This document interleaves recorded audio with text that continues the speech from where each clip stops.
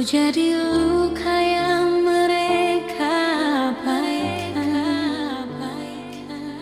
Tertawa saat hatiku terluka, lalu pergi saat aku terjatuh dalam diam. Aku belajar jadi kuat sendiri di tempat yang harusnya melindungi.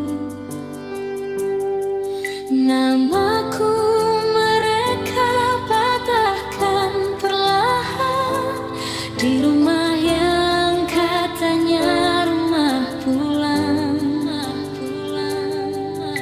Aku tersenyum untuk menutupi luka, namun jiwa hampir tak bernapas lagi.